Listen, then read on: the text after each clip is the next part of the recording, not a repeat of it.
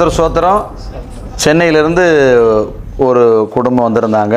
Brother Xavier அவங்களுக்கு பிசாசினால் போராட்டத்தில் ரொம்ப ஹாஸ்பிட்டல்லாம் போய் செலவு பண்ணி ரொம்ப கஷ்டத்தில் கர்த்தர் இன்னைக்கு நல்ல ஒரு விடுதலை தந்தார். அந்த விடுதலையை நீங்களும் தெரிந்து கொள்ளும்படி அவரே பேசுவார். சென்னையில் இருந்த அப்புறம் நாங்கள் அங்கே விருதுநகரில் ஒரு 5 நாள் நல்ல போராட்டம், எங்களால் கண்ட்ரோல் பண்ணவே முடியல, அந்தளவுக்கு ஒரு இது. அதுக்கப்புறம் அங்கேருந்து எங்களுடைய சென்னையில் எங்கள் பாஸ்டர் ஜேம்ஸ் அவங்க மூலியமாக தான் ஐயா தாமோதரன் ஐயா எங்களுக்கு அறிமுகமானாங்க. அவங்க ஃபோன் நம்பர் கொடுத்து இது மாதிரி பேசுங்க அப்படின்னு சொன்னாங்க. அப்புறம் நாங்கள் ஐயாவுக்கு ஃபோன் பண்ணி இந்த மாதிரி பிரச்சனை இருக்குதுன்னு சொன்னோம். ஐயா ஃபோனில் தான் ஒரு ஜெபம் பண்ணார். அதுலேயே என்னென்ன பிரச்சனைன்றதை அவர் கிளியராக எங்களுக்கு சொல்லிட்டாரு. அதுக்கப்புறம் அவர் சொன்னார், இந்த மாதிரி நீங்கள் இங்கே வாங்க, இங்கே வந்தால் கண்டிப்பாக சுகம் கிடைக்கும். நாங்களும் விசுவாசத்தோட எல்லா பிரச்சனைகளையும் மீறி அந்த பிசாசோட போராட்டத்தையும் மீறி ஆண்டவர் எங்களை கிருபையாக இங்கே கூட்டி கொண்டு வந்தார்.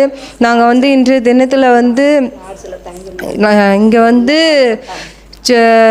ஜெபம் பண்ணி இப்போ ஆண்டவர் பரிபூர்ண விடுதலையை கொடுத்துருக்காங்க. எங்களுக்கு தரிசனமாக சொல்லியிருக்காங்க, தம்பி நல்ல ஊழியக்காரங்களாக வருவாங்கன்னு சொல்லி தரிசனமாக ஐயா சொல்லியிருக்காங்க. கண்டிப்பாக விசுவாசிக்கும். கர்த்தருடைய நாமத்துக்கு கொடி ஸ்தோத்திரம். தம்பி பையன்தான். தம்பி பையனுக்கு காய்ச்சல்னு வந்தாங்க, ஹாஸ்பிட்டலில் பார்த்தோம் ஊருக்கு. மறுபடி சென்னைக்கு திரும்பி போயிட்டாங்க. அங்கேயும் போய் அதே மாதிரி போராட்டம். அங்கே 2 நாள் வச்சு ஹாஸ்பிட்டலில் வச்சு பார்த்துருக்காங்க. அங்கே முடியலைன்னொடனே இங்கே விருதுநகர் சிஹெச்சுக்கு என்னை கொண்டு சேருங்க அப்படின்னா, விருதுநகர் சிஹெச்சுக்கு அங்கேருந்து சென்னையிலேருந்தே 108 கொண்டு விருதுநகர் சிஹெச்சில் சேர்த்துட்டோம். 5 நாளும் போராட்டம். 5 நாளும் போராட்ட செபிச்சு, அதாவது அவன் மூளைச்சாவு அடைஞ்சிட்டான்.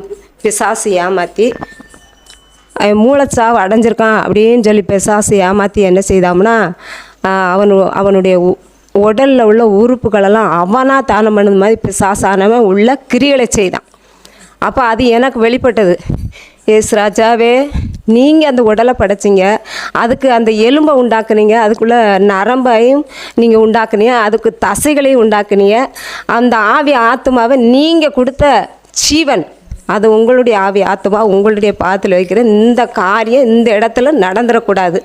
நாங்கள் வெட்கப்பட்டு போயிட, நீ ஏசுன்ட்டு போனால் உனக்கு என்ன கிடச்சிச்சு பார்த்தியான்னு எங்களை தூசணம் பண்ணுவாங்கப்பா, உங்களுடைய நாமம் தூசிக்கப்படும்ப்பா. அப்பா நாங்கள் வெட்கப்பட்டு இந்த பூமியில் போயிடாதபடி இந்த மரணத்திலிருந்து எங்களுக்கு விடுதலையை கொடுங்க. பாவம் செய்த ஆத்மா சாகும் அப்படின்னு சொன்ன வசனம். அவங்க பாவத்தில் ஆண்டவருக்கு பிரியமில்லாத காரியத்தை அவங்க செஞ்சுருக்கலாம்ப்பா. அது மூலியமாக இந்த பிசாசு வந்துட்டான், இப்போ மரணத்துக்குள்ளே தள்ளுதான் அப்படின்னு நாங்கள் அந்த 5 நாளும் 108 வச்சு இங்கே சுற்றுதோம்.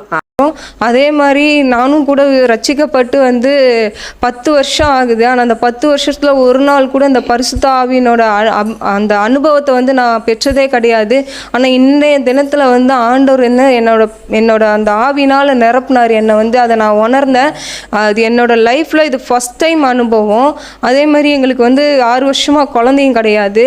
இப்போ ஆண்டவர் தரிசனமாக சொல்லியிருக்காரு ஐயா மூலியமாக, எங்களுக்கு குழந்தை பிறக்கணும். நாங்கள் விசுவாசத்தோடு கடந்து சொல்கிறோம். அடுத்த தடவை ஐயா மீட் பண்ண வரும்போது கண்டிப்பாக நாங்கள் கையில் ஒரு குழந்தையோடு சாட்சி சொல்லுவோம். கர்த்தருடைய பரிசுத்த நாமத்துக்கு ஸ்தோத்திரம். உங்களுக்கும் இப்படிப்பட்ட அற்புதங்களை ஆண்டவர் செய்வார். விசுவாசத்தோடு வாங்க, வெற்றியோடு கடந்து செல்லுங்க. God bless you. தேங்க்யூ.